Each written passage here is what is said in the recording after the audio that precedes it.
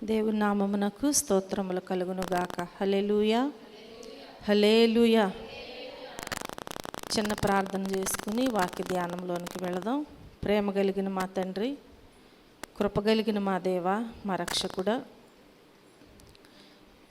మీ పరిశుద్ధమైన నామమునకు లెక్కలేని కృతజ్ఞతాస్తుతులు, స్తోత్రములు, వందనాలు తెలియజేస్తున్నాం ప్రభువా. మీ ఉచితమైన కృపను బట్టి, ప్రేమను బట్టి గతించిన బుధవారం నుంచి బుధవారం వరకు మీ బలిష్టమైన రెక్కల క్రింద మమ్మలను భద్రపరిచి కాచి కాపాడిన మా గొప్ప దేవ, మీకే స్తోత్రములు, వందనాలు తెలియజేస్తున్నాను తండ్రి. ఈ రాత్రికాల సమయంలో వచ్చిన బిడలను బట్టి మీకు వందనాలు. రావాల్సిన బిడలు త్వరపడి మీ సన్నిధికి రావటానికి మీ సహాయము దయచేయండి. అంతేకాదు నాయన, వాక్య ధ్యానంలోనికి వెళ్ళుచుండగా నన్ను మీ సిలువు చాటును మరుగుపరిచి కావలసిన వర్తమానమును మీరు మాకు వినిపింపచేయండి. వినగలిగే చెవి, గ్రహించగలిగే హృదయము ప్రతి ఒక్కరికి మీరు అనుగ్రహించమని, మీరే మహిమ, ఘనత, ప్రభావములు పొందమని యేసుక్రీస్తు అతి శ్రేష్టమైన నామములో ఈ ప్రార్థనా మనవులు అడిగి వేడుకుని పొందుకొని ఉన్నాము మా పరమ తండ్రి, ఆమేన్. అందరూ కూర్చుందాం. దేవుని నామమునకు స్తోత్రములు కలుగునుగాక. కూడి వచ్చిన మీ అందరికీ నా హృదయపూర్వకమైన వందనాలు తెలియజేస్తున్నాను. హల్లెలూయా, హల్లెలూయా. గత బుధవారం మనం ఎవరి గురించి చెప్పుకున్నాం? గత బుధవారం మనం ఎవరి గురించి చెప్పుకున్నాం?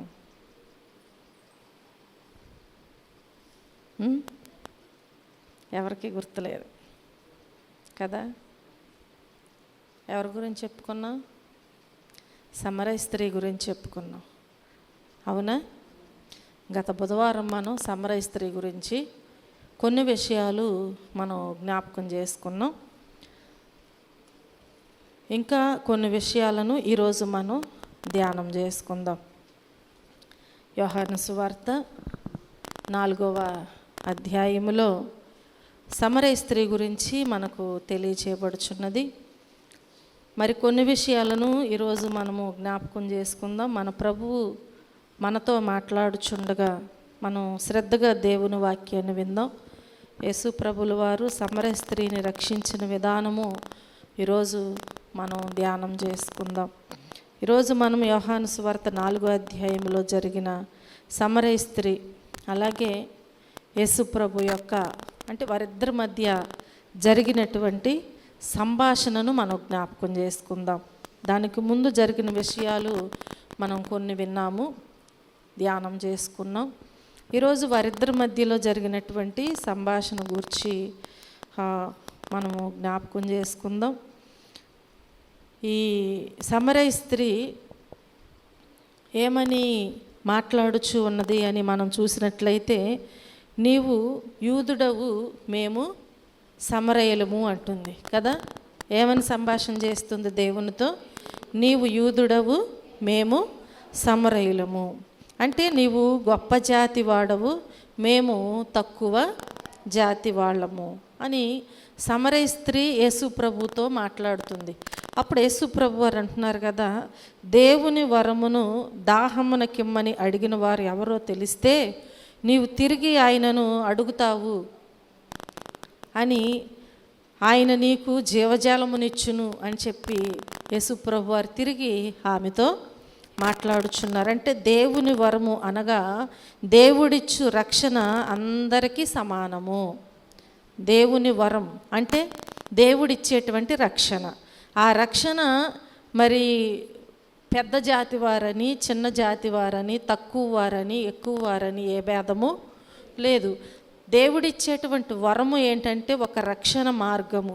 ఆ రక్షణ ఎలా ఉంది అంటే అందరికీ సమానముగా ఉన్నట్లుగా మనము జ్ఞాపకం చేసుకుంటున్నాం. అంటే యూదుడని లేదు, సమరయులని లేదు, ఏ భేదము లేదనమాట. కాబట్టి గొప్పవారని లేదు, తక్కువ వారని లేదు. యేసుక్రీస్తు అందరికీ ప్రభువే కదా.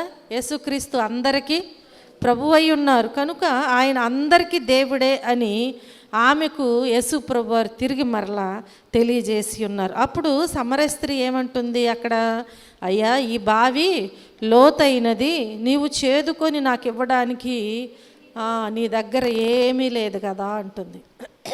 ఏమంటుంది? ఎందుకంటుంది ఆ మాటని మనం చూస్తే యేసు ప్రభువారు ఏమన్నారు? జీవజలమును ఇస్తానన్నారు. కాబట్టి ఇప్పుడు ఇక్కడ ఈ స్త్రీ ఏమంటుంది అంటే, ఈ బావి లోతైనది కనుక నీవు చేదుకొని తిరిగి మరలా నాకు ఇవ్వడానికి నీ దగ్గర ఏమీ లేదు కదా అంటుంది. అప్పుడు యేసయ్య అంటున్నారు, ఈ నీళ్లు త్రాగువారు అంటే నీవిచ్చే నీళ్ళైనా, లేదంటే ఆమె ఏమంది అంటే దానికి అర్థం మనం చూస్తే, ఈ బావి లోతైనది, దీనిలో ఉన్న నీళ్లు నీవు తోడు ఇవ్వటానికి నీ దగ్గర ఏ వస్తువు అంటే, ఇప్పుడు ఆమె ఆలోచన ఏంటంటే ఆ బావిలో నీరు యేసుప్రభు వారు తోడి ఆమెకి ఇస్తారని అనుకుంటుంది. అప్పుడు దేవుడు ఏమంటున్నారు అంటే, ఈ బావిలో నీళ్లు ఒకవేళ త్రాగితే కదా, ఈ నీళ్లు అంటే ఈ లోకములో ఉన్నటువంటి నీళ్లు, ఏ నీరైనా సరే ఆ నీరు ఒకవేళ నీవు త్రాగితే ఈ నీళ్లు త్రాగువారు మరలా దప్పికొంటారు. హల్లెలూయా. కానీ నేనిచ్చు నీరు ఎలాంటిది అంటే జీవజలము. అది ఏం చేస్తుంది? నిత్య జీవమును అనుగ్రహిస్తుంది. హల్లెలూయా, హల్లెలూయా. దేవుడిచ్చే జీవజలాన్ని మనము తీసుకుంటే ఆ జీవజలము నిన్నేం చేస్తుంది? నిత్య రాజ్యములోనికి, నిత్య జీవములోనికి నిన్ను నడిపిస్తుంది. ఇక్కడ మరలా తిరిగి సమరయ స్త్రీ మరలా మాట్లాడుతుంది. అంటే యేసు ప్రభువుకి సమరయ స్త్రీకి మధ్య జరిగిన సంభాషణ అన్నమాట ఇదంతా కూడా. అంటే ఎంత టైం తీసుకున్నారో చూడండి. వెళ్ళింది 12 గంటల సమయంలో, మిట్ట మధ్యాహ్నము వెళ్ళారు. కానీ చాలా టైం తీసుకుని ఆమె మాట్లాడిన ప్రతి మాటకి కూడా దేవుడు ఏం చేస్తున్నారు? జవాబుని ఇస్తూ ఉంటున్నారు. ఇప్పుడు ఈ సమరయ స్త్రీ అంటుంది కదా, ఎంత దూరము నేను ప్రతిరోజు ఆ నీరు కోసం రాకుండా ఆ నీళ్లు నాకు ఇవ్వయ్యా అంటుంది. ఎంత ఆశ మనకైనా ఉంటుందా లేదా? ఉంటుంది కదా. మనకి ఏది లేనప్పుడు ఎవరైనా సహాయం చేస్తానన్నప్పుడు ఆ సహాయం మనకు చాలా విలువైనది. కాబట్టి ఈ స్థితిలో నేను ఉన్నాను కనుక నాకు సహాయము చేయండి అయ్యా, నేను పొందుకుంటాను అని మనం అడుగుతూ ఉంటాం. ఇక్కడ ఈ స్త్రీ కూడా నీళ్ళకి రావటానికి చాలా భయంకరమైన పరిస్థితి. ఆ పరిస్థితిలో వస్తుంది కాబట్టి ఇప్పుడు ఆ నీటి విలువ తనకు తెలుసు కనుక ఈమె ఏమనుకుంటుంది అంటే, నేనిచ్చే నీళ్ళు మరలా దప్పికొనరని దేవుడు చెప్పాడు కాబట్టి అది జీవజలమై ఉన్నది కనుక అది త్రాగితే నీవు నిత్య జీవాన్ని పొందుకుంటావని అన్నారు కాబట్టి ఇప్పుడు నేను ఆ నీళ్లు తీసుకుంటే నాకు మేలు జరుగుతుంది కదా అని ఈమె ఆలోచిస్తుంది. ఆలోచించి ఏమంటుంది ఇక్కడ, అయ్యా ఎంత దూరం నేను ప్రతిరోజు నీళ్ళ కోసం రాకుండా ఆ నీళ్లు నాకు ఇవ్వండి, అప్పుడు నేను అంటే ఏ నీరు? మరలా దప్పికొననటువంటి నీరు నేను ఇస్తానన్నారు కనుక ఆ నీళ్లు నాకు ఇస్తే నేను ఇంకెన్నడూ కూడా దప్పికొననయ్యా, ఆ నీళ్లు నాకు ఇవ్వు. హల్లెలూయా, హల్లెలూయా అని ఎప్పుడైతే అడిగిందో అప్పుడు యేసు ప్రభు వారు అంటున్నారు, నీ పెనిమిటిని పిలుచుకుని రామ్మా అంటున్నారు. అర్థమైందా? నేను ఇచ్చే నీళ్లు జీవజలమై ఉన్నది, ఆ నీళ్లు నీవు త్రాగితే మరలా దప్పికొనవు, కాబట్టి నీవు నిత్య జీవాన్ని పొందుకుంటావు కనుక అలాంటి నీరు నేను నీకు ఇవ్వాలి అంటే నువ్వేం చేయాలి? నీ పెనిమిటిని తీసుకుని రా అంటుంది. హల్లెలూయా.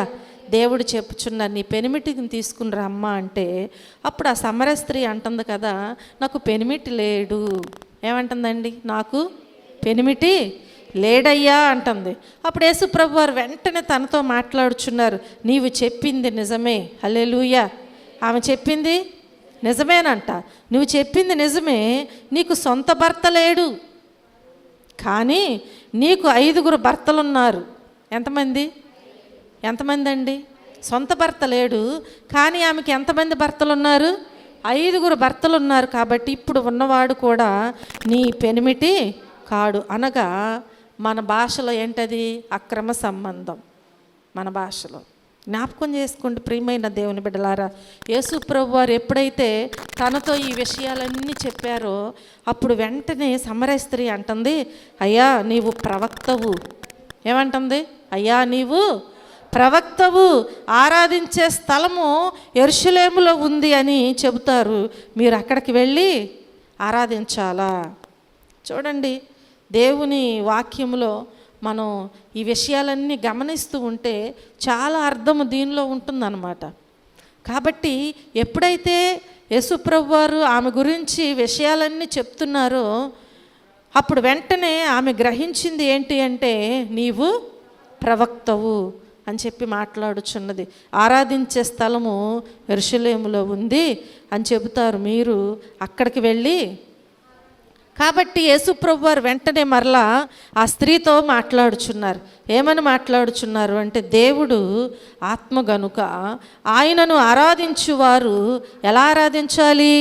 ఆత్మతోనూ సత్యముతోనూ ఆయనను ఆరాధించవలెను. హల్లెలూయా. దేవుడు ఏమై ఉన్నారండి?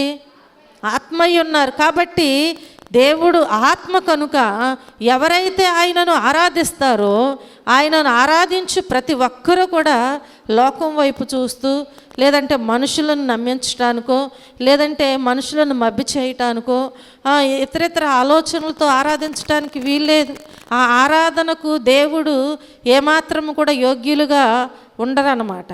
అంటే నీ స్తుతుల మీద ఆసీనుడు కావాలి అన్నా, నీ ఆరాధనకు యోగ్యుడైనటువంటి దేవుడు నీ ఆరాధనను ఆయన తీసుకోవాలి అన్నా, నీవు ఆరాధించేటప్పుడు ఎలా ఉండాలంట?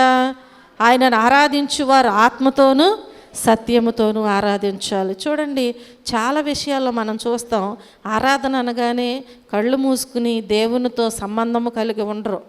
పక్కన వాళ్ళు ఏం చేస్తున్నారు, అసలు వెనకాల ఎవరు ఉన్నారు, లేకపోతే అమ్మగారు ఏం చేస్తుంది కదా, కళ్ళు తెరిచి చూస్తూ ఉంటారు. కళ్ళు తెరిచి చూడాల్సిన వాళ్ళు వేరే ఉంటారు. నీకేం సంబంధం? అవునా కాదా? నువ్వేం చేయాలి? ఆరాధించు సమయంలో దేవుని నీవు ఆరాధించు, అది కూడా ఆత్మతో సత్యముతో ఆరాధించు. ఈ మాట ఎవరు చెప్తున్నారు? ప్రభువైన యేసుక్రీస్తు వారే స్పష్టంగా మాట్లాడుచున్నారు మనతో. హల్లెలూయా. కాబట్టి ఆయనను ఆరాధించు వారు ఎలా ఆరాధించాలన్నమాట?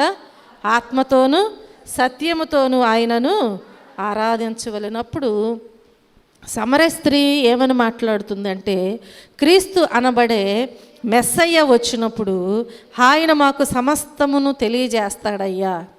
ఎవరు వస్తారంట?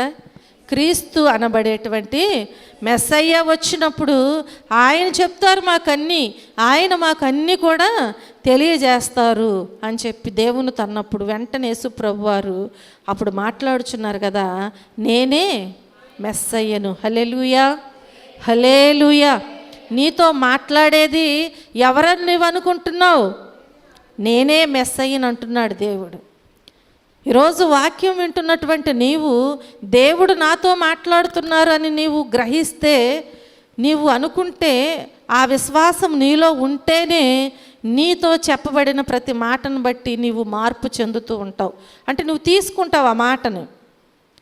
ఇదేంటి పాస్టర్ పాస్టర్మ గారు మాట్లాడుతున్నారు అనుకుంటే అసలు ఆ మాట నువ్వు ఎన్నడూ కూడా తీసుకోలేవు, నిన్ను నీవు సరి చేసుకోలేవు. నా గురించే చెప్తున్నారని అనుకుంటే ఎప్పటికీ నువ్వు సరి చేసుకోలేవు. ఎప్పుడైతే దేవుడు నాతో మాట్లాడుతున్నారని నీవు అనుకుంటావో అప్పుడు మాత్రమే నిన్ను నీవు సరి చేసుకోగలుగుతావు. ఎందుకంటే దేవునికి నీ ఆత్మ లోబడుతుంది కనుక. హల్లెలూయా. కనుక ప్రియమైన దేవుని బిడ్డలారా, ఈ సంభాషణ అంతా మనం చూసుకుంటే దేవుడు ఎన్నో ఆత్మీయ మర్మాలు ఆమెకు అక్కడ తెలియజేసినట్లుగా మనకు అర్థమవుతుంది. అవునా? నీకు కూడా దేవుడు ఎన్నో విషయాలు తెలియజేస్తున్నాడు. అవునా కాదా? ఎన్ని విషయాలు తెలియజేస్తున్నాడండి? చాలా విషయాలు. నువ్వు ఎలా బ్రతకాలో ఈ లోకంలో, ఎవరితో ఎలా ఉండాలో, ఎలా మాట్లాడాలో, ఎలా నడుచుకోవాలో, ఎలా ప్రవర్తించాలో, నీ కుటుంబాన్ని ఎలాగ నువ్వు కట్టుకోవాలో అన్ని విషయాలు దేవుడు నీకు తెలియజేస్తున్నాడు. నువ్వు వింటే బ్రతుకుతావు. హల్లెలూయా. నువ్వు వింటే మార్పు చెందుతావు. ఆ స్త్రీ అక్కడ వింది. చాలా విషయాలు ఆ స్త్రీతో దేవుడు మాట్లాడి తెలియజేశారు. ఆమెకు దేవుని దృష్టిలో అందరూ సమానమని, యేసయ్య నిత్య జీవం ఇవ్వగలరని చెప్పారు దేవుడు. అవునా? దేవుని దృష్టిలో అందరూ, కానీ ఆమె దృష్టిలో ఇప్పటి వరకు ఏముంది? మేము తక్కువ వారమే, మీరు ఎక్కువ వారు అనేది ఉంది.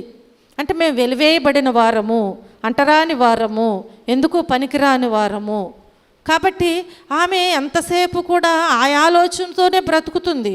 కానీ ఇక్కడ మనం జ్ఞాపకం చేసుకుంటే యేసుప్రభు వారు వచ్చిన తర్వాత ఆయన ఇచ్చే రక్షణ నిత్య జీవము పొందుకోవటానికి తక్కువ ఎక్కువ అని కానీ, యూదుడని సమరయులని కానీ ఏ భేదము లేదు. హల్లెలూయా. కనుక ఇప్పుడు యేసుప్రభు వారు ఎప్పుడైతే చెప్పారో అందరూ కూడా దేవుని దృష్టిలో సమానమని చెప్పి, అంతేకాకుండా సమరయ స్త్రీ యొక్క పాపపు జీవితాన్ని కదా రక్షణను గురించి తెలియచేసి ఉన్నారు.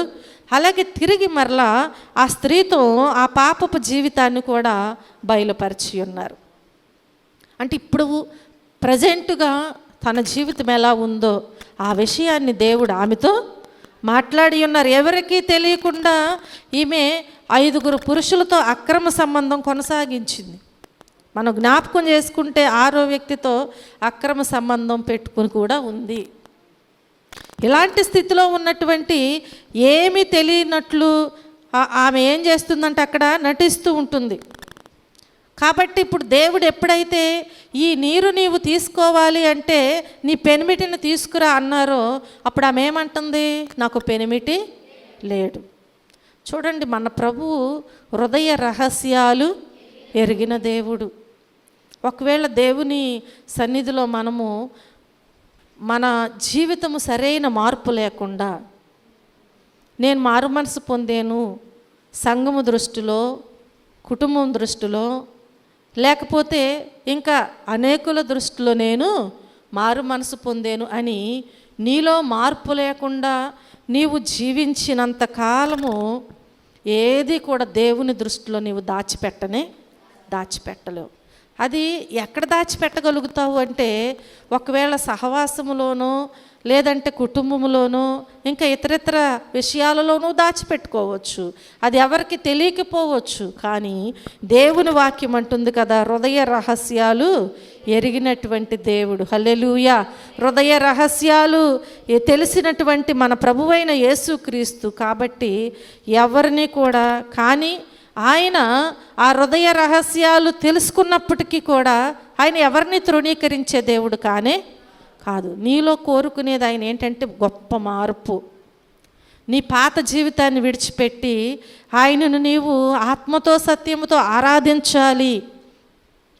దేవుడిచ్చేటువంటి నిత్య జీవ జలపు ఓటను నీవు తీసుకోవాలి. ఆయన ఇచ్చే రక్షణ నీవు పొందుకోవాలని ఆయన ఉద్దేశమై ఉన్నది. కనుక ఆయన ఎవరిని కూడా తృణీకరించే దేవుడు కాదు. హల్లెలూయా, హల్లెలూయా. హెబ్రీయులకు రాసిన పత్రిక 4వ అధ్యాయము 13వ వచనములో దేవుని వాక్యాన్ని మనం జ్ఞాపకం చేసుకుంటే, హెబ్రీయులకు రాసిన పత్రిక 4వ అధ్యాయము 13వ వచనములో మనం చూస్తే, మరియు ఆయన దృష్టికి కనబడని సృష్టం ఏమీ లేదు. అర్థమవుతుందా? అంటే ఈ లోకములో ఆయన దృష్టికి కనబడనిది ఏది కూడా లేదంట. మన కళ్ళకు మసకలు వచ్చేస్తాయి, అవునా? మన కళ్ళకి కళ్ళజోడు లేకపోతే కనిపించకపోవచ్చు, లేదంటే మనం ఎదురు చూడగలుగుతాం కానీ వెనక మనమేమీ చూడలేము.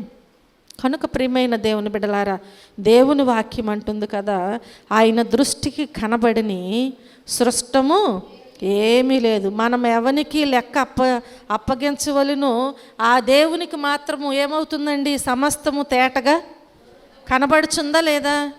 ఆ దేవునికి మాత్రము సమస్తము కూడా స్పష్టముగా ఆయనకు కనబడుచున్నవి. మన క్రియలు మనం జ్ఞాపకం చేసుకున్నట్లయితే ఆయనకి ఎలా కనిపిస్తున్నాయి అంటే వాక్యాను ఆధారముగా మురికి గుడ్డలాగా కనిపిస్తున్నాయి అంట.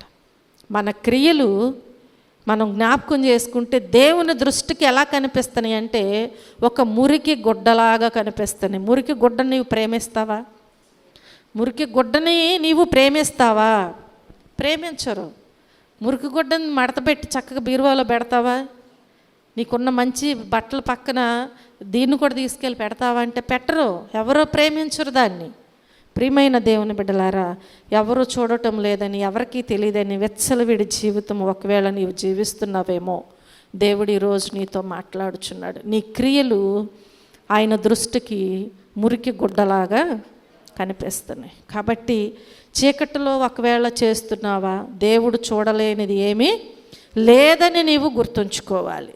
దేవుడు చూడనిది ఏది లేదని నీవు గుర్తుంచుకోవాలి. సమరయ స్త్రీ పాపాన్ని బట్టబయలు చేసినటువంటి దేవుడు ఈరోజు ఈ వాక్యం ద్వారాగా నీతో మాట్లాడుచున్నాడని నీవు గ్రహించాలి. హల్లెలూయా. కాబట్టి నీవు గ్రహించినట్లయితే వాక్యములో నేడే నీ పాపాలు ఒప్పుకొని ఉంటుంది కదా. కాబట్టి నువ్వు గ్రహిస్తే ఏం చేయాలి? నీలో ఉన్న పాపము, ఒకవేళ నీవు అనుకోవచ్చు ఆ స్త్రీకి అక్రమ సంబంధమైన పాపం ఉంది అని, నీలో ఇంక అనేక రకములైన పాపాలు ఉండొచ్చు. ఒక్కొక్కరికి ఒక్కొక్క రకమైన పాపము ఉండొచ్చు. కాబట్టి ఈ దేవుడు నీతో మాట్లాడుచున్నాడని నీవు నమ్మినట్లయితే ఏం చేయాలండి? ఈరోజే నీవు దేవుని సన్నిధిలో నీ పాపాలు ఒప్పుకోవాలి. సామెతల గ్రంథంలో ఉంది కదా 28:13 ఏమని వ్రాయబడింది? అతిక్రమము చేయువాడు వర్ధిల్లడు, కానీ దానిని ఒప్పుకొని విడిచిపెట్టువాడు ఏం పొందుకుంటాడంట? కనికిరము పొందుకుంటాడు. హల్లెలూయా. అది నువ్వు గ్రహించాలి. అతిక్రమము చేయువాడు వర్ధిల్లడు, కానీ ఎవరైతే నేను అతిక్రమము చేస్తున్నాను, అతిక్రమము నాలో ఉంది, నేను దానిని విడిచిపెట్టాలి అని ఎవరైతే ఆశపడి ఆ అతిక్రమములను విడిచిపెడతారో వారు తప్పకుండా దేవుని యొద్ద కనికరము పొందుకుంటారు అని దేవుడు మనతో ఈరోజు మాట్లాడుచున్నారు. హల్లెలూయా. ఇక్కడ సమరయ స్త్రీ, నీవెంత, అసలు నీవు నన్ను అనేటంత గొప్పవాడివా అని అందండి. గొప్పవాడివా నీవు అనకుండా ఆమె ఏమంటుందంటే, దేవుడు మాట్లాడుచున్నప్పుడు నీవు ప్రవక్తవు అని చెప్పింది. హల్లెలూయా. నీవు ప్రవక్తవు అని చెప్పింది. ఇక తర్వాత వచనాల్లో తన పాపపు జీవితాన్ని ప్రజలందరి ఎదుట ఒప్పుకుని యేసయ్య కోసం సాక్ష్యం చెప్పింది. అందుకే కనీసం మనం జ్ఞాపకం చేసుకుంటే యేసయ్య కోసం ఆమె ఏం చేసిందంటే సాక్ష్యం చెప్పింది. అందుకే ఆమె కనికరించబడింది అన్నమాట. ఎవరైతే అతిక్రమములను ఒప్పుకొని విడిచిపెడతారో వారు కనికరించబడతారు కదా. కాబట్టి ఇప్పుడు ఈ స్త్రీ ఏం చేసింది అంటే దేవుని దగ్గర తన జీవితాన్ని ఒప్పుకుంది. కనుక ఇప్పుడు ఏమేం పొందిందండి? కనికరము పొందుకుంది, కనికరించబడింది. ఈ కనికరం పొందింది కాబట్టి ఇప్పుడు ఈమె ఏం చేస్తుంది అంటే ఈమె వల్ల ఆ గ్రామమంతటికి రక్షణ వచ్చింది. అంటే గ్రామ రక్షణకు ఈమె కారణమయ్యింది. హల్లెలూయా. ఈమె దేనికి కారణమయ్యింది? తన కుటుంబానికో లేదంటే తనకు తెలిసిన వారికో రక్త సంబంధులకో తన పిల్లలకో కాదు, గ్రామమంతటికి కూడా రక్షణ తేవటానికి ఈమె కారణమైనట్లుగా మనము వాక్యములో చూస్తూ ఉంటాం. హల్లెలూయా. ఇక్కడ ఒక విషయం మనము గమనించాలి. అదేంటంటే ఎంతటి పాపపు స్థితిలో ఉన్న స్త్రీని కూడా యేసు ప్రభు వారు ఏమంటున్నారంటే అమ్మా అని పిలుస్తున్నారు. అవునా కాదా? ఏమని పిలుస్తున్నారు? అమ్మ అని పిలుస్తున్నారు. చూడండి, మనం జ్ఞాపకం చేసుకుంటే ఈరోజు అలాంటి వారు ఒకవేళ నీతో లేదంటే నీ ప్రక్కనో ఇంకా నీకు తెలిసిన వారు ఎవరన్నా ఉంటే అలాంటి స్థితిలో ఉన్న వారిని నువ్వు ఎప్పుడైనా అలా పిలవటానికి ఇష్టపడతావా? ఎవరు ఇష్టపడరు. దీని బ్రతికేంటి, ఇలాంటి బ్రతుకు చెదరించుకుంటారు. కానీ మన దేవుడు అలా తృణీకరించే దేవుడు కాదు. తృణీకరిస్తే ఏమైపోద్దండి? ఆమె అలాగే నశించిపోద్ది కదా. కాబట్టి దేవునికి ఎవరు నశించిపోవటము ఇష్టం లేదు. కాబట్టి ఆయన ఈ లోకానికి వచ్చి ఉన్నారు. కనుక ఎవరిని కూడా ఆయన తృణీకరించే దేవుడు కానే కాదు. చూడండి, వ్యభిచారిని, వేశ్యను నీవు ఎంత మాత్రము కూడా అమ్మ అని పిలవలేవు. పిలవగలవా?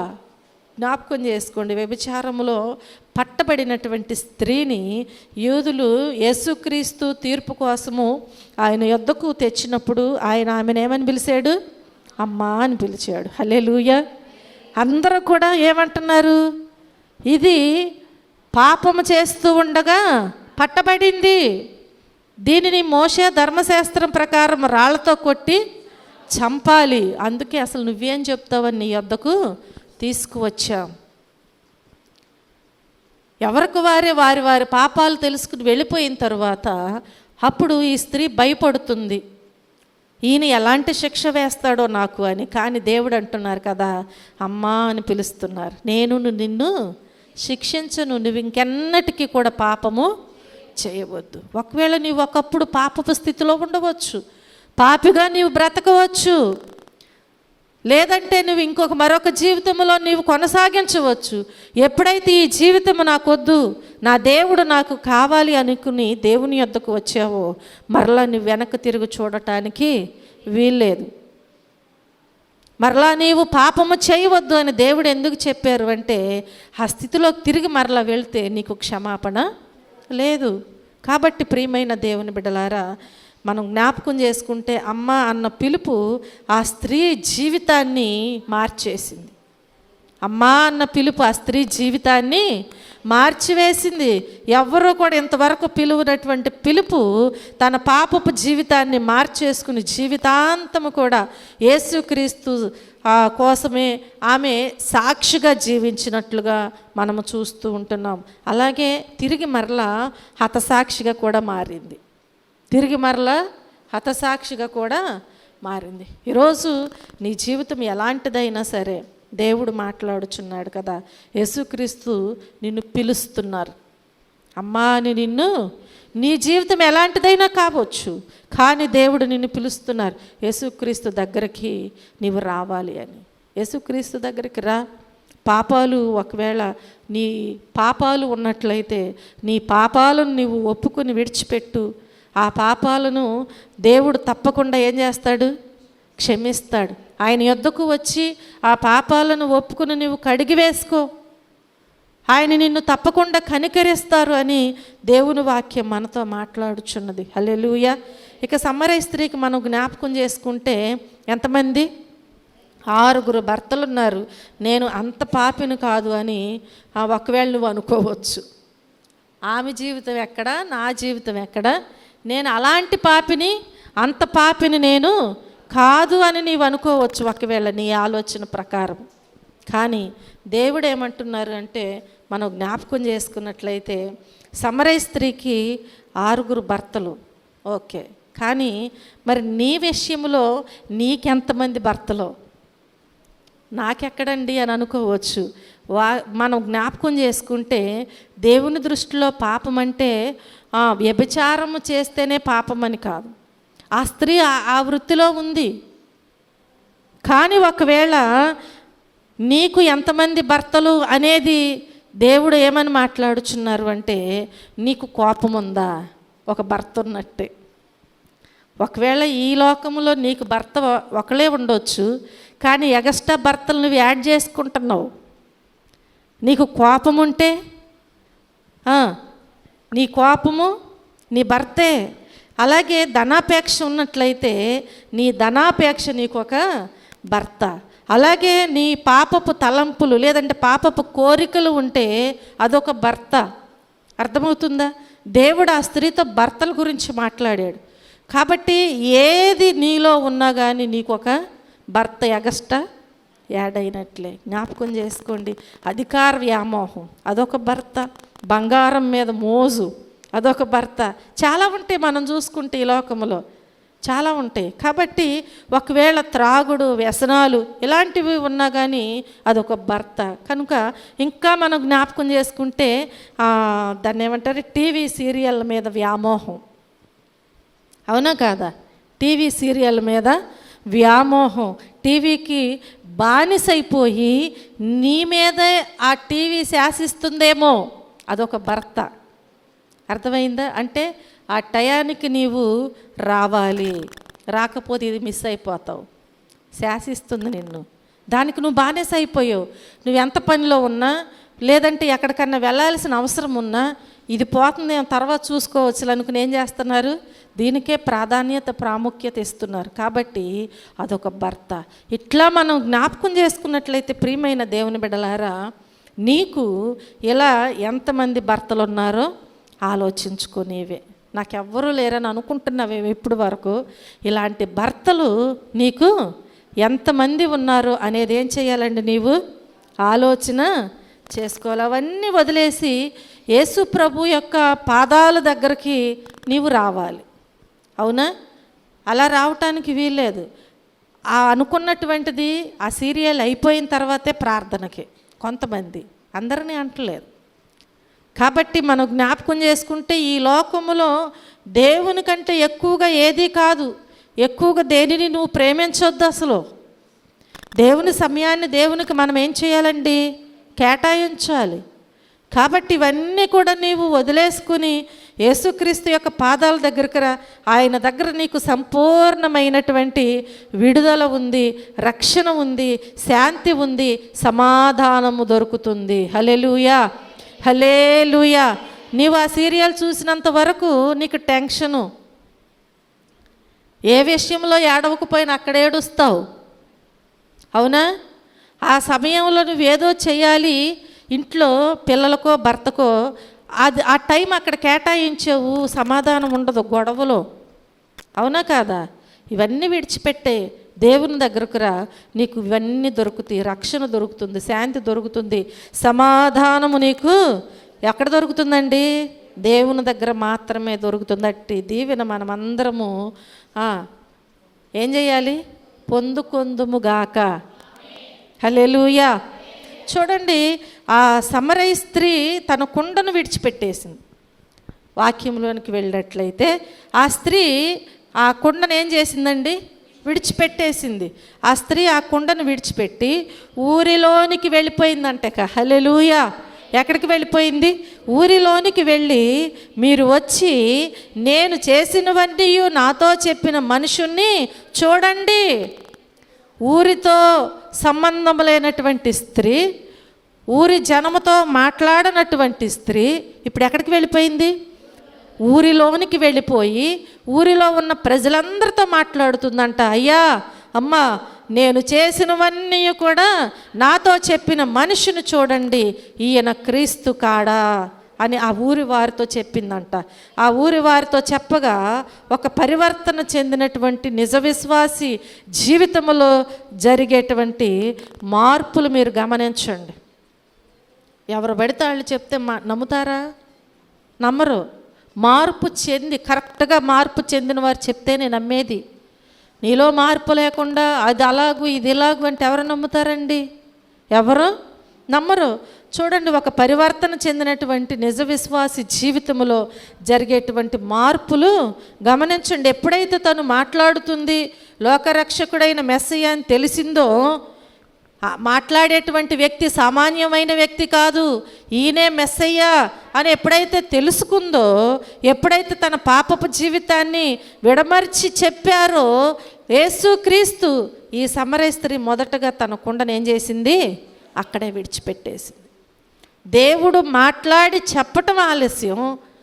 నేను మరలా ఆలోచిస్తానులే, నాకు ఇంకా టైం ఉంది, లేదంటే కుటుంబ బాధ్యత ఉంది, నేను ఒకవేళ ఈ వయసులో ఉన్నాను, అదని ఇదని సాకులు చెప్పలేదు.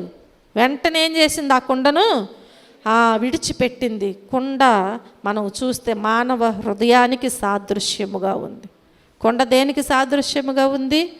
మానవ హృదయానికి సాదృశ్యముగా ఉంది. అయితే ఈ కుండలో అంతా పాపమే. ఈ కుండలో అంతా పాపమే, మలినమే, వ్యభిచార లక్షణాలే. ఆ విడిచిపెట్టిన కుండ సామాన్యమైనది కాదు. ఆ కుండలో అంతా పాపమే ఉంది, మలినమే ఉంది, వ్యభిచార లక్షణాలే కనిపిస్తున్నాయి. లేఖనాలు చదివి మార్పు పొందుదామని అనుకున్నా సరే, ఇహలోక కోరికల వల్లనో లేదంటే లేక తనకున్నటువంటి కుటుంబ పరిస్థితుల వల్లనో మనం జ్ఞాపకం చేసుకుంటే, తను ఇంతవరకు ఏం చేసింది అంటే మనసు చంపుకుని, ఎంతవరకు ఏం చేసిందండి? మనసు చంపుకుని ఆ రకముగా మలినమైన జీవితం ఆమె జీవించింది. ఇప్పుడు వరకు కూడా అలాంటి పాడు జీవితము తను జీవించింది. ప్రియమైన దేవుని బిడ్డలారా, ఎప్పుడైతే ఈ పరిశుద్ధుని వాక్యముతో తన హృదయము కడగబడిందో, తన మలినమైనటువంటి పాపపు కుండను వదిలి పరుగులు పెడుతూ ఉంటుంది. హల్లెలూయా, హల్లెలూయా. వెంటనే ఆమె ఏం చేస్తుంది అంటే ఇక పరుగులు పెడుతూ ఉంటుంది. ఎక్కడికండి? ఎక్కడికి? సువార్త ప్రకటించటానికి. హల్లెలూయా. ఎక్కడికి పరుగులు పెడుతుంది? సువార్తను ప్రకటించడానికి. ఎవరు చెప్పారు? సువార్త ప్రకటించమని ఎవరు చెప్పారండి? ఎవరు చెప్పారు? ఎవరో చెప్పలేదు. సువార్త ప్రకటించడానికి పరుగులు పెడుతుంది. తనకు ఎవరు చెప్పారు అంటే ఎవరు చెప్పలేదు. ఎక్కడ ట్రైనింగ్ పొందింది? ఎక్కడ ట్రైనింగ్ పొందింది? పొందింది ఎక్కడన్నా? ఎక్కడా లేదు. ప్రియమైన దేవుని బిడ్డలారా, మరి ఏమని చెప్తుంది అసలు? ఏమని చెప్తుందండి? ఏం చెప్తుంది? ఎలా చెబుతుంది? నేను చేసినవన్నీ కూడా అక్కడికి వెళ్ళి మాట్లాడే చెప్పేటువంటి ఒక గొప్ప మాట ఏంటి అంటే, నేను చేసినవన్నీ నాతో చెప్పిన మనుషుని చూడండి. హల్లెలూయా, హల్లెలూయా. ఈయన క్రీస్తు, మనం ఎదురు చూస్తున్నటువంటి మెస్సయ్య ఈయనే. హల్లెలూయా అని ఆమె ఏం చేస్తుంది అంటే, ఆ ఊరిలోనికి పరిగెత్తుకుంటూ వెళ్ళి ఆమె అక్కడ ప్రకటిస్తుంది. ఎంత మనం జ్ఞాపకం చేసుకుంటే చిన్నదైన ఒక గొప్ప సాక్ష్యం అన్నమాట. హల్లెలూయా. చిన్నదైన ఒక గొప్ప సాక్ష్యం అని మనం జ్ఞాపకం చేసుకోవాలి. అప్పుడు బహుశా నేను అనుకుంటాను, ఆ ఊరి వారు నువ్వేం చేసావు కదా, ఆ ఊరి వారు ఒకవేళ నీవు ఏం చేసావు, ఆయన ఏం చెప్పాడు అని అడిగే ఉంటారు. అంటే వాళ్ళకి తెలిసినా సరే, వాళ్ళకి తెలుసు ఈ స్త్రీ యొక్క ఆ వృత్తి, తన జీవితము, తన క్రియలు వారందరికీ తెలుసు. తెలిసినా కానీ వాళ్ళు ఒకవేళ ఆయన ఏం చెప్పాడు అని చెప్పి వాళ్ళు అడిగి ఉంటారు. కాబట్టి అప్పుడు ఆ సమరయ స్త్రీ ఎంత మాత్రము కప్పుకోలేదు, సిగ్గుపడలేదు. ఆమె ఏం చేస్తుంది అంటే కప్పుకోకుండా ఒప్పుకుని చెప్పి ఉండాలి తన పాపపు జీవితము గురించి. అక్కడ అంటే వాళ్ళకు ప్రకటించిన మాట ఏంటి? నేను చేసినవన్నీ నాతో చెప్పిన వానిని మీరు వచ్చి చూడండి అంది. ఇప్పుడు తప్పకుండా ప్రశ్న వేస్తారు కదా, నువ్వేం చేసావు, ఆయన ఏం చెప్పాడు? ఇప్పుడు ఈమె ఏమాత్రం కూడా తన జీవితం గురించి సిగ్గుపడలేదు, భయపడలేదు. తన జీవితంలో తను ఏమి చేసిందో ఒప్పుకుని ఉండాలన్నమాట, తన పాపపు జీవితం గురించి వారందరి ఎదుట కూడా. అందుకే వారు నమ్మారు. హల్లెలూయా. అలాగూ వారు నువ్వు చెప్పిన మాట నమ్మాలి అంటే నీ ప్రవర్తన బట్టి ఉంటుంది. నీ సాక్ష్యము లేదా నువ్వు చెప్పే ప్రతి విషయాన్ని నమ్మాలి అంటే నీ ఆలోచన తర్వాత నీ క్రియలు ఎలా ఉంటున్నాయో వారు చూస్తారు, వారు గమనిస్తారు. అప్పుడే నీ మాట నమ్ముతారు. తన పరిస్థితి అంతా కూడా వారితో కూడా పంచుకుంది కాబట్టి వారు నమ్మారు అనమాట. 30వ వచన ప్రకారం మనం చూస్తే యేసుక్రీస్తును చూడటానికి అక్కడ తండోపతండాలుగా ప్రజలు తరలి వచ్చేస్తున్నారంటే. హల్లెలూయా. అలాగూ ఆ స్త్రీ కప్పుకోకుండా తన జీవితం గురించి చెప్పింది కాబట్టి వారు నిజమైన సాక్ష్యము ఈ స్త్రీ చెప్పింది అని చెప్పి వారు ఏం చేశారు? నమ్మారు. హల్లెలూయా. అందుకని ఇప్పుడు ఈ ప్రజలందరూ కూడా ఎక్కడికి వస్తున్నారు? దేవుని దగ్గరకు వస్తున్నారు. ఎప్పటి నుంచో అణిచివేయబడి, వెలివేయబడి, హేళన చేయబడినటువంటి సమరయులు మెస్సయ్య వస్తాడు, మమ్ములను విమోచిస్తాడని వారు ఎంతగానో ఎదురు చూస్తూ ఉన్నారు. ఎప్పుడైతే ఆమె తన సాక్ష్యము ఆధారంగా ఈయనే మెస్సయ్య అని చెప్పిందో, వెంటనే వారితో ఈయనే మనం ఎదురు చూస్తున్నటువంటి మెస్సయ్య అని చెప్పిందో, ఆయనను చూడటానికి జనులందరూ ఇప్పుడు ఏం చేస్తున్నారు? పరుగులు తీసుకుంటూ వస్తున్నారు. హల్లెలూయా, హల్లెలూయా. ప్రియమైన దేవుని బిడ్డలారా, ఈరోజు దేవుడు మనతో ఏం మాట్లాడుచున్నారు అంటే, సాక్ష్యం చెప్పడానికి నీకు డిగ్రీలు అవసరం లేదు. చాలామంది అంటారు, నాకు భయం వేస్తుంది, నేనేం చెప్పాలి కదా, నాకు మాట్లాడటం రాదు. దేవుడు నీకు మేలు చేశాడని నీవు అనుకుంటే, నీకు కృతజ్ఞత ఉంటే, దేవుడు ఏ విషయంలో నీకు మేలు చేశారు నువ్వు చెప్పటానికి ఏమైంది? రోడ్డు మీద నిలబడి గంటల గంటలు పోట్లాడగలుగుతావే, లేదంటే సోది చెప్పుకుంటూ ఉంటారే అనవసరమైన విషయాలు. ఆ నోరు ఇక్కడ దేవుణ్ణి స్తుతించడానికి రాదంట. ఇదేం విచిత్రం అండి. ఈమె ఎప్పుడన్నా చెప్పిందా? సమరయ స్త్రీ అంతకుముందు సాక్ష్యం చెప్పినట్టుగా ఎక్కడన్నా రాసిందా? లేదు కదా. నువ్వు ఎంతమంది చెప్తుంటే చూస్తున్నావు, వింటున్నావు. హేళన చేయటం ఒక్కటే నేర్చుకుంటారు కానీ దేవుడు చేసిన మేలులు చెప్పటానికి ఎన్నడూ ముందుకు రారు అసలు. జ్ఞాపకం చేసుకోండి ప్రియమైన దేవుని బిడ్డలారా, సాక్ష్యం చెప్పటానికి నీకు డిగ్రీలు అవసరం లేదు, నీకు ట్రైనింగ్ కూడా అవసరం లేదు. సాక్ష్యం చెప్పటానికి నీకు ట్రైనింగ్ కూడా అవసరం లేదు. సాక్ష్యం అంటే ఏంటి? సాక్ష్యమనగా కనిన వినిన సంగతులను తెలుపుటై, సాక్ష్యమనగా కనిన వినిన సంగతులను తెలుపుటై, సాక్ష్యమిచ్చు స్వామి రక్షించెననుచు. ఎందుకు రక్షించాడు నిన్ను? ఎందుకు రక్షించాడు? సాక్ష్యం అనగా ఏంటి కదా? సాక్ష్యం అంటే ఏంటి?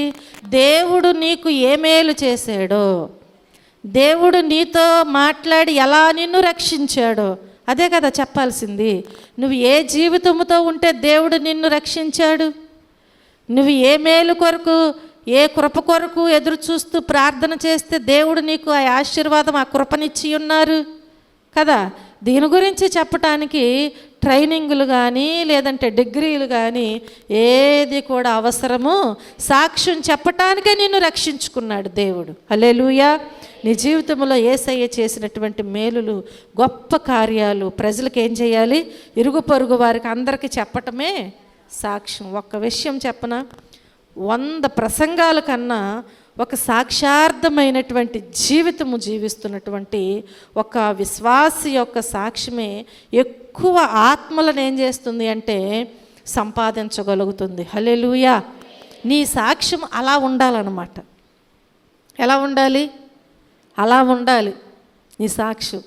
అలాంటి సాక్ష్యాలు ఎక్కడ వినపడవు అసలు. అలాంటివి వినపడుతున్నాయా? వినపడతల్లా. నాకు అది లేదు, దేవుణ్ణి అడిగాను ఇవ్వలేదు, లేకపోతే ఇచ్చాడు, ఇయే మనం చెప్పేది ఎంతసేపు. రక్షణార్థమైనటువంటి సాక్ష్యం మనం చెప్పాలి. మనలో ఉన్న గొప్ప అంటే మనము పొందిన తర్వాత మనలో ఉన్న మార్పు మన సాక్ష్యంలో కనబడాలి. సాక్ష్యం ద్వారా మనలో కనబడాలి. ఆ సాక్ష్యం ఆధారం చేసుకుని ఇంకొకరు దేవుని యొద్దకు నడిపించబడాలి. హల్లెలూయా. నీవు చెప్పిన సాక్ష్యము ఇప్పుడు కాకపోయినా తర్వాత అయినా పట్టుకుంటుంది. ఇప్పుడు కాకపోయినా కానీ ఏమవుతుంది? తర్వాత అయినా మరొకరిని పట్టుకుంటుంది. ఆ వ్యక్తి బాధల్లో ఉన్నప్పుడు తప్పకుండా నీ సాక్ష్యం గుర్తొస్తుంది. అలా ఉండాలండి సాక్ష్యం. ఆ వ్యక్తి ఒకవేళ అప్పుడు వినకపోవచ్చు, అప్పుడు అర్థం చేసుకోకపోవచ్చు. ఎప్పుడైతే బాధల్లో కష్టాల్లో ఉన్నాడో అప్పుడు నీ సాక్ష్యమును ఆధారం చేసుకోవచ్చు, గుర్తు చేసుకోవచ్చు. అప్పుడు పరిగెత్తుకుంటూ దేవుని యొద్దకు రావచ్చు. జ్ఞాపకం చేసుకోండి, సాక్ష్యం చెప్పటానికి నీవు ఏమాత్రము కూడా సంకోచించటానికి వీల్లేదు. సాక్ష్యం చెప్పడానికి నీవు ప్రసంగాలు చేయనక్కర్లేదు అసలు. కొంతమంది వాక్యాలను ఎత్తి చాలాసేపు అయ్యని చెప్తారు కానీ అసలు ఆ సాక్ష్యంలో ఏముంది అనేది ఏమీ అర్థం కాదన్నమాట. సాక్ష్యం అంటే ఏం చేస్తారు? ప్రసంగాలు చేసేస్తూ ఉంటారు. ప్రసంగాలు చేయక్కర్లేదండి. వాక్యాన్ని కంఠోపాఠంగా చెప్పాల్సినటువంటి పని కూడా సాక్ష్యములో లేదు. సాక్ష్యం అంటే నిన్ను దేవుడు ఎలా రక్షించుకున్నాడు, నీ జీవితం ఏంటి, నీతో దేవుడు ఎలా మాట్లాడాడు, రక్షణార్థమైనటువంటి సాక్ష్యముగా ఉండాలి. కానీ వాక్యాలను ఎత్తి సాక్ష్యం చెప్పాల్సినటువంటి అవసరం లేదని నేను మీకు తెలియచేస్తూ ఉంటున్నాను. హల్లెలూయా. యేసయ్య నీకు చేసినవి చెబితే చాలు. అసలు దేవుడు నీకు చేసినవి చెప్తే చాలు. యేసయ్య నీ జీవితంలో లేనప్పుడు ఎలా ఉండేదానివో ఉండేవాడవో. అంటే దేవుణ్ణి నమ్ముకోకముందు నీవు ఎలాంటి జీవితం కలిగి ఉన్నావో అది నీవు ఏం చేయాలంటే జ్ఞాపకం చేసుకోవాలి. తర్వాత యేసయ్య నీ జీవితంలోకి వచ్చిన తర్వాత ఇప్పటి నీ జీవితము ఎలా ఉందో చెప్తే చాలు. ఒకప్పుడు నేను ఇలా, కానీ ఇప్పుడు నేను ఎలా ఉన్నాను అని దేవుని సన్నిధిలో నీ ఒక సాక్షిగా ఉంటే చాలు. సాక్ష్యం చెప్పడమే నీ వంతు. హల్లెలూయా. సాక్ష్యం చెప్పడమే నీ వంతు. కార్యం చేయడము దేవుని పని. హల్లెలూయా. కార్యము చేయడం దేవుని పని. మరి నీవు నీ పని అంటే ఏంటండి? సాక్ష్యము చెప్తున్నావా? నీ పని నువ్వు చేస్తున్నావా? సమరయ స్త్రీ చేసింది. అక్కడ రక్షణ పొందిన వెంటనే ఆమె ఏం చేసింది? ఆ పని చేసింది. కాబట్టి ఈరోజు మరి నీ పని నీవు అనగా సాక్ష్యము నీవు చెప్తున్నావా? దేవుని వాక్యంలో మనం చూస్తాం కదా, మార్కు సువార్తలో ఏమని వ్రాయబడద్ది? 16వ అధ్యాయంలో 15 నుంచి 18 వరకు. ఇక్కడ మనం చూస్తే మీరు సర్వలోకానికి వెళ్ళి సర్వ సృష్టికి సువార్తను ప్రకటించండి అని వాక్యము తెలియజేస్తుంది కదా. కాబట్టి ఆ విషయాన్ని చెప్పినటువంటి యేసుక్రీస్తు చివరి ఆజ్ఞ గుర్తుందా అసలు? ఏమని తెలియజేశాడు? మీరు సర్వలోకానికి వెళ్ళి సర్వ సృష్టికి సువార్తను ప్రకటించమని చెప్పినటువంటి ఆజ్ఞను మనము మర్చిపోవటానికి వీల్లేదు. ఇక్కడ సమరయ స్త్రీ నేను క్రీస్తును చూశాను రండి అంటే నమ్మేవారు కాదేమో. ఒకవేళ ఆమె వెళ్ళి నేను యేసు ప్రభువుని చూశాను, ఆయన పలానా చోటుకు వచ్చారు, మీరు కూడా రండి అంటే నమ్మేవారు కాదేమో. ఆ గ్రామమంతా వచ్చేది కాదేమో. కానీ ఆ స్త్రీ ఏం చేసింది అంటే నేను చేసినవన్నీ నాతో చెప్పిన మనుషుని చూడండి అంది. హల్లెలూయా, హల్లెలూయా. ఈయన క్రీస్తు కాడ ఎంత గొప్ప సాక్ష్యమో, ఎంత గొప్ప సాక్ష్యము ఆ గ్రామంలోనికి వెళ్ళి చెప్పిందో. కాబట్టి ఎవరైతే నీకు అలాంటి సాక్ష్యము కావాలని ఆశపడతారు, ఒకవేళ ఇప్పుడు లేకపోవచ్చు, నీకు అలాంటి సాక్ష్యం నీకుందా? ఉండకపోవచ్చు. కానీ ఎవరైతే ఆయన నీ జీవితంలో చేసిన మేలులు ఎవరికైనా చెప్పావా ఇంతవరకంటే? చెప్పకపోవచ్చు. ఆశపడ్డావా? ప్రార్థన చేయి, తప్పకుండా ప్రయత్నము చెయ్యి, నీవు ముందుకు సాగుతావు. హల్లెలూయా, హల్లెలూయా. కాబట్టి ప్రతి క్రైస్తవుడు కూడా, ప్రతి దేవుని యొక్క బిడ్డ కూడా ఏం చేయాలంటే సిగ్గుపడకుండా దేవుడు చేసినవన్నీ కూడా, రక్షణ పొందకముందు నా జీవితం ఇది, పొందిన తరువాత నా జీవితము ఇది, నేను ఎలాగూ బ్రతుకుచున్నాను కాబట్టి దేవుడు నాకు ఈ మేలు చేశాడు, నిలబడి ధైర్యముగా చెప్పాలి. దేవుని కొరకు నేను బ్రతుకుచున్నాను అని అంటే కాదు, అక్కడ కనిపించాలి అందరికీ. మనం నిలబడి చెప్తున్నామంటే నిజమేనండి, అప్పుడే నీ సాక్ష్యాన్ని బట్టి అనేకులు మారతారు. నీ క్రియలను బట్టి, నీ ఆలోచన, నీ పద్ధతులు, ప్రతి విషయంలో కూడా ఒక గొప్ప మార్పు కోరుకుంటున్నాడు దేవుడు. తనకున్న జీవితాన్ని, పాత జీవితాన్ని, ఆ పాపపు జీవితాన్ని అక్కడ విడిచిపెట్టేసింది. అందులో ఉన్నటువంటి కొన్ని ఆమె తీసుకుని వెళ్ళలేదు. మనం అలా చేయలేకపోతున్నాం.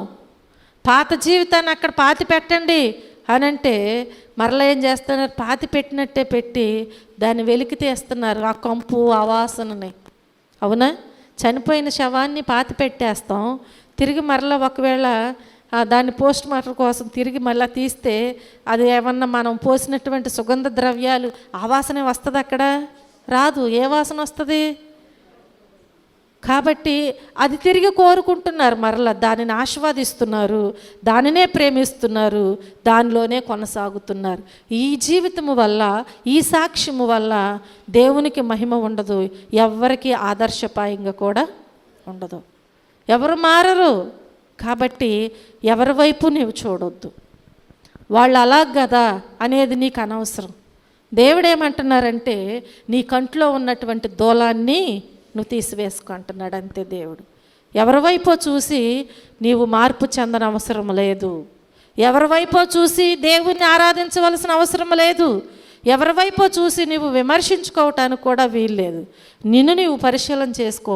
దేవుడు నీతో ఏం మాట్లాడుచున్నాడు, దేవుడు నిన్ను ఎలా బ్రతికిస్తున్నాడు, ఎలా పోషిస్తున్నాడు, ఎలా కాపాడుచున్నాడు, నీకు ఎలా మేలు చేస్తున్నాడు, ఏ స్థితిలో ఉంటే దేవుడు నిన్ను రక్షించాడు, ఇదొక్కటే నువ్వు జ్ఞాపకం చేసుకుని దేవుణ్ణి వెంబడిస్తున్న దేవుని నీవు ఆరాధించినప్పుడు, ఆత్మతో సత్యముతో నీవు ఆరాధించి ఆయన సాక్షిగా బ్రతుకు, తప్పకుండా గొప్ప మేలులు పొందుకుంటావు. హల్లెలూయా, హల్లెలూయా.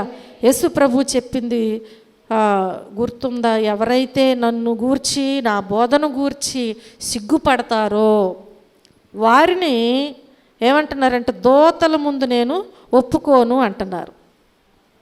ఎవరైతే నా విషయంలో ఈ లోకంలో సిగ్గుపడతారో వారి విషయంలో నేను కూడా అలాగే చేస్తానంటున్నాడు దేవుడు. కాబట్టి నేను కూడా ఒప్పుకోనంటున్నారు, మీరెవరో నాకు తెలీదు అంటున్నారు దేవుడు. కనుక అలాంటి స్థితిలోనికి మనం వెళ్లకుండా మనం ఏం చేయాలండి? దేవుని గురించినటువంటి సాక్షులుగా మనము జీవించాలి. ఒకవేళ ఇంతవరకు చెప్పలేదా?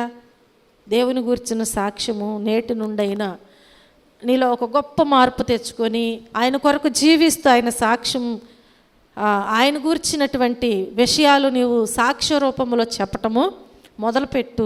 తప్పకుండా దేవుని కృపను పొందుకుంటావు. చివరకు సమరయ స్త్రీ చెప్పిన సాక్ష్యము విన్నటువంటి సమరయులు యేసుప్రభు దగ్గరకు వచ్చి యేసయ్యను వేడుకుంటున్నారు. ఏమని? అయ్యా కొన్ని రోజులు మాతో ఉండండి అంటున్నారు.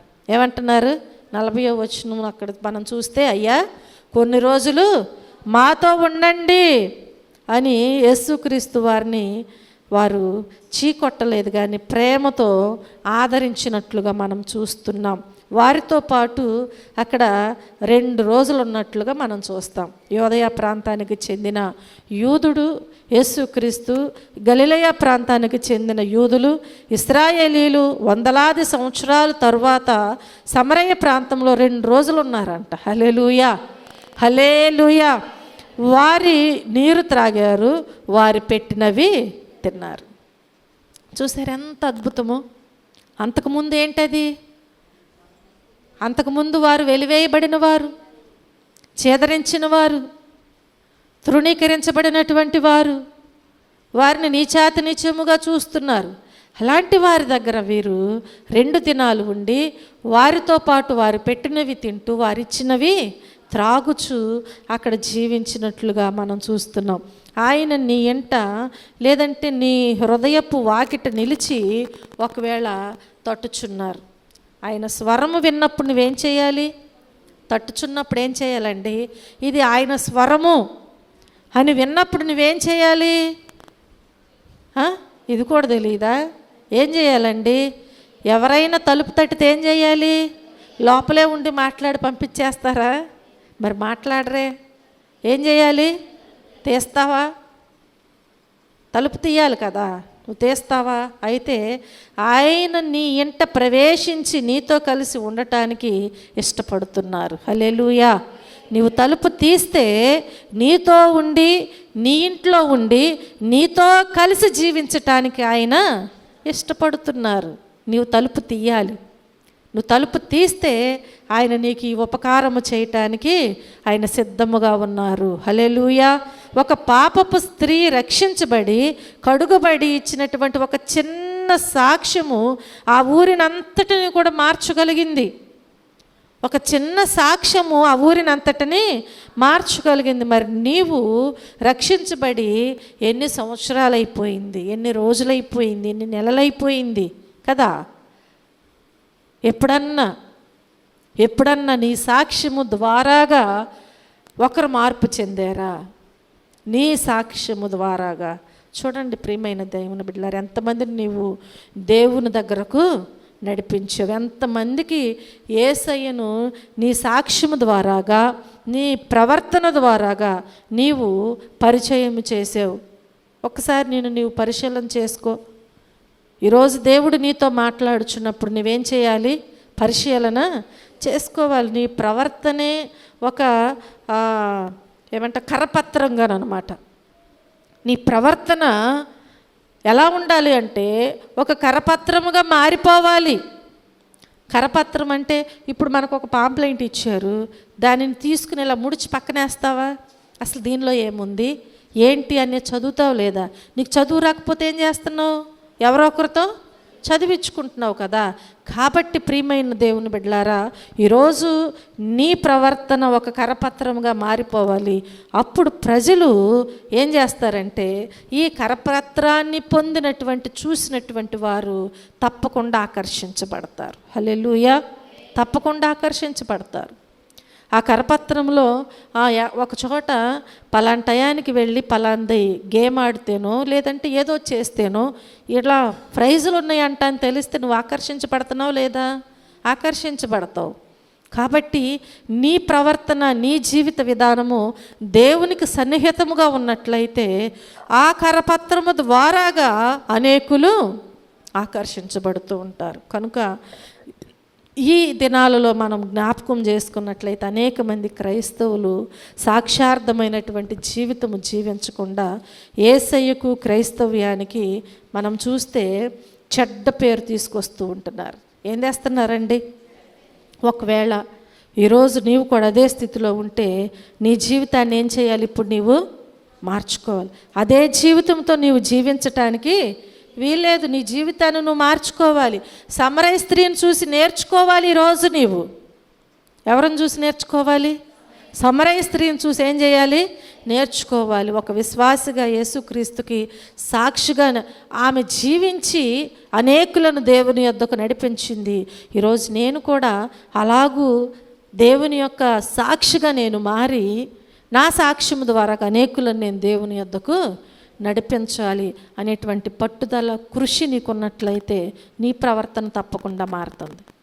నీ ఇంట్లో నీ సాక్ష్యమును బట్టి నీ పిల్లలు మారరు, నీ కుటుంబమే మారదు.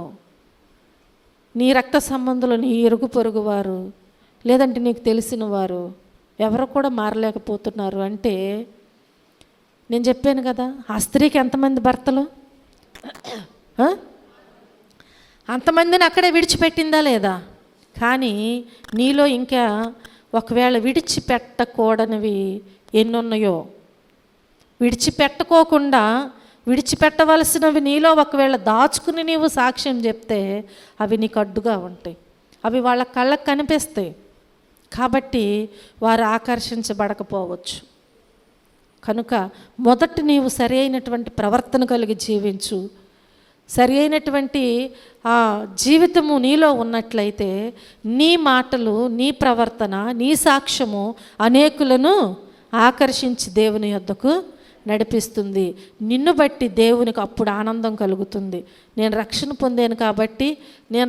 పొందాను కనుక నన్ను గూర్చి ఇప్పుడు పరలోకంలో దూతలతో కూడా ఆనందిస్తున్నాడని నువ్వు అనుకుంటావు. ఎప్పుడు ఆనందిస్తాడండి దేవుడు? ఎప్పుడు ఆనందిస్తాడు? ఈ లోకంలో మనుషులైతే ఏది కోరుకుంటే అది జరిగితే ఆనందిస్తారు, అవునా? నీకు మగపిల్లోడు కావాలనుకున్నావు, నీకు ఆడపిల్ల పుట్టింది, ఆనందిస్తావా? నువ్వు కోరుకున్నది అవ్వలేదు కదా. దేవుడు కూడా అంతే. నీలో ఒక పరివర్తన కావాలని దేవుడు కోరుకుంటున్నాడు. కానీ బాప్తిసం తీసుకుని నీలోనే పెట్టుకుని సాగితే నేను ఆనందిస్తానని అంటలేదు. నువ్వు ఎప్పుడైతే ఆ స్త్రీ యేసుప్రభు వారు మాట్లాడగానే ఈయనే మెస్సయ్య అని ఎప్పుడైతే గమనించిందో, దేవుడు నాతో మాట్లాడుచున్నాడు, నేను చేసినవన్నీ నాతో చెప్తున్నాడు, ఈయన దేవుడు అని ఎప్పుడైతే గుర్తించిందో, నమ్మిందో, వెంటనే ఆ పాపమంతా అక్కడే పెట్టేసింది. ఆ కుండను అక్కడే విడిచిపెట్టి ఊరిలోనికి వెళ్ళింది. హల్లెలూయా, హల్లెలూయా. కాబట్టి దేవుని దగ్గర దేవుడు నీతో మాట్లాడుచున్నప్పుడు నీవు ఊరికే 2 కన్నీరు కార్చి ప్రార్థన చేసి అలాగే మోసుకుని వెళ్ళిపోతే ఉపయోగం లేదు. నీలో ఉన్న అతిక్రమాలను నువ్వు విడిచిపెడితేనే దేవుడు నిన్ను కనికరిస్తాడు. హల్లెలూయా. కాబట్టి నీ పాపాన్ని విడిచిపెట్టేయి, నూతన సృష్టిగా నీవు జీవించు. నీ సాక్ష్యము దేవునికి మహిమార్థముగా ఉంటుంది. దేవుడి చిన్న వాక్యాన్ని దీవించి ఆశీర్వదించునుగాక. ఆమేన్. అందరూ మోకరించినట్లయితే ప్రార్థన చేసుకుందాం. ఈ రాత్రికాల సమయంలో ప్రభు మనతో మాట్లాడినటువంటి ఈ శ్రేష్టమైనటువంటి మాటలు మనం విన్నటువంటి వాక్యమును విడిచిపెట్టే వారముగా కాక దేవుని సన్నిధిలో అనుసరించే వారముగా మనం ఉన్నట్లయితే తప్పకుండా మన దేవుడు కనికరించే దేవుడు కనుక నీవు అనుసరించి దేవుని దగ్గర నీ పాపపు జీవితాన్ని ఒప్పుకొని విడిచిపెట్టినట్లయితే ఆయన నిన్ను క్షమించే దేవుడు, నిన్ను వాడుకునే దేవుడు. నేను వాడబడతానయ్యా అంటే కాదు, మనము ఆయన వాడుకోగలిగే యోగ్యమైన పాత్రగా మనం ఉంటున్నామా లేదా అనేది చాలా గొప్ప విషయం అయి ఉన్నది. కనుక ఈ రాత్రి దేవుడు నీతో మాట్లాడారు. నీలో ఏదుందో అది నీకు తెలుసు. తనకున్న జీవితాన్ని దేవుని దగ్గర ఒప్పుకుంది, అందుకే ఆమె విడిచిపెట్టగలిగింది. నీవు ఒప్పుకోవు, విడిచిపెట్టలేవు.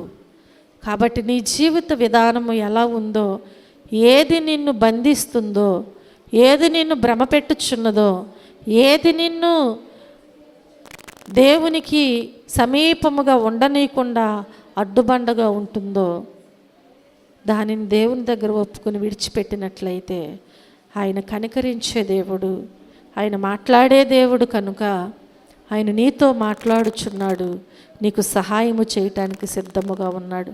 ప్రార్థన చేసుకుని దేవుని సన్నిధిలో నిన్ను నీవు సరి చేసుకో. ప్రేమ కలిగిన తండ్రి, కృపగలిగిన మా దేవ, మా రక్షకుడా, మీ పరిశుద్ధమైన నామమునకు లెక్కలేని కృతజ్ఞతాస్తుతులు, స్తోత్రములు, వందనాలు తెలియజేస్తున్నాను ప్రభువా. మీ ఉచితమైన కృపను బట్టి, ప్రేమను బట్టి ఈ రాత్రికాల సమయంలో మా మధ్యలో మీరుండి నాయనా మీ ఆత్మతో నడిపించి మాతో మాట్లాడినందుకు మీకు వందనాలు. వచ్చిన బిడ్డలను బట్టి మీకు వందనాలు. విత్తబడిన ప్రతి విత్తనము కూడా నూరంతలుగా ఫలింపబడటానికి మీ సహాయము దయచేయండి అయ్యా. మీరు నాయనా తలుపు నొద్ద నిల్చుండి తట్టుచున్నప్పుడు ఎవరైతే నాయనా ఆ తలుపు తీస్తారో తప్పకుండా నా ప్రభువా వారితో కూడా నీ ఉండటానికి ఇష్టపడుచున్నావని నమ్మి మీ వైపు చూస్తూ సాగిపోవటానికి అయ్యా మీ కృపను నాయనా ప్రతి ఒక్కరికి మీరు అందించమని ప్రార్థిస్తున్నాను.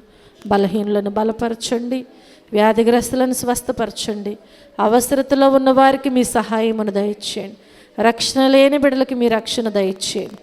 ప్రతి ఒక్కరూ కూడా మీ వైపు చూస్తూ మీలో ఎదిగి ఫలించే ఫలభరితమైనటువంటి బిడ్డలుగా ఉండటానికి నాయనా మీతో అంటుగట్టబడి జీవించటానికి మీ సహాయము దయచేయమని, మీరే మహిమ ఘనత ప్రభావములు పొందమని యేసుక్రీస్తు అతి శ్రేష్టమైన నామములో ఈ ప్రార్థనా మనవలు అడిగి వేడుకొని పొందుకొని ఉన్నాము మా పరమ తండ్రి, ఆమేన్.